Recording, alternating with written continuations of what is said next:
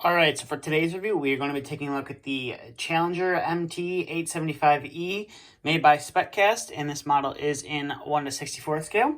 So starting off the review here, we're going to zoom in on the tracks here. And as you can see, you have some pretty nice detail here on the bottom of the tracks. As you can see, you have some nice rollers, a nice little sprocket, or what I call a sprocket. It's probably just a giant roller. You have some, I believe these are simulated weights right here with a nice decal on them. And then you can see you have a very nice tread pattern on the tracks as well, and they are rubber, and they are the wider of the variants that you can get on these tractors. And you can see right here you do have a nice metal handrail. You do have a plastic step, which I do believe on the real machine, when the machine is in motion, the steps do fold up. And then you do have a nice little plastic mirror right there.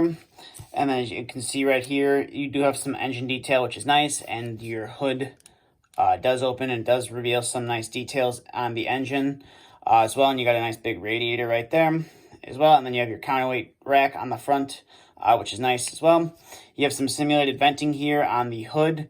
And then you have a nice Challenger decal right there. And as you can see, the interior of the machine, it's pretty basic. You got a chair, and then you got your steering console and your control console on the backside. Which is modeled, it's pretty nice, but then the entire rest of the inside is just yellow. I don't believe it's like that on the real machine. And it's just a little detail that SpecCast chose to leave off from the model. You can see you got some anti-slip texture right there, and it goes all the way up and back onto the back of the tractor as well. I believe this is some sort of filler cap right there. You have a nice MT875E decal right there. You have some simulated strobes on top, and you can see you got a simulated GPS modeled into, that's part of the roof casting as well. And then coming to the rear of the model, as you can see, you do have a 3-point hitch. You do have a little safety triangle or placard right there as well. This is plastic and it's a little flimsy, so you want to be careful with that. You have your simulated flashers right there and right there. And they have little painted orange on them as well. And then you got some more simulated lights. I'm assuming lights or reflectors right there. Then you can get a nice look at the tracks as well.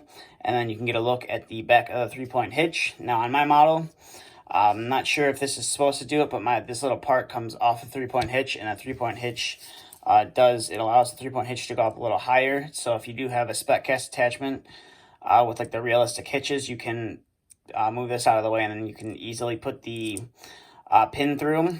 And it's not too terribly hard to get this to go back into the hole. I just move it up and get it into the hole, and as you can see right there, it's back in, or as you can see right there, it's back in. But the 3-point hitch does have some functionality to it. As you can see, it will go down and it will come up without that little piece popping out to about there. It's about as high as it will go. And then you have your little hitch, as you can see right there, which allows you to hook up an implement to the tractor. And then you just have, I believe it's like supposed to be a simulated PTO shaft right there. And then coming to this side of the machine, you got a nice MT875E decal right there. Another little plastic handrail and a plastic exhaust, which the paint match to that and the paint on the cab is decent as well. And you can see you got some more anti-slip texture right there. And this was a new product introduced September 2015. And you can see you got some nice detail on top of the hood as well. And then coming to the front of the tractor, you got some simulated lights on there. I believe this is the Challenger logo right there as well. And then it does say Challenger on the front of the cab as well. And then you got some more orange lights on the outside of the cab as well. And then the handrail that goes around the cab, I believe it's a harder plastic. It's either that or a metal. I'm not too certain. I just don't want to put too much pressure on it and break it. But that is it for this review. So that's a look at the SpecCast Challenger MT875E in 1/64 scale.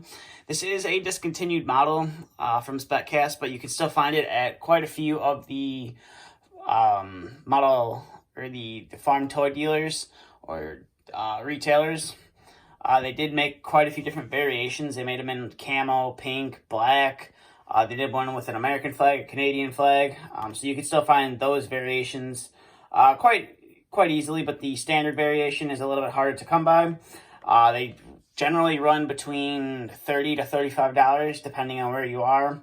That's not including shipping, so that's going to have to be added in. And if you have to pay tax, that also has to be added in. But overall, it's definitely a nice little model, and I highly recommend adding it if you are a Challenger fan. Or if you like AGCO products, I definitely recommend adding this piece to your collection. So that is going to do it for this review. So thank you for watching. If you'd like to check out my social medias, both links are in the description. Thank you for watching, and stay tuned for the next video to be uploaded.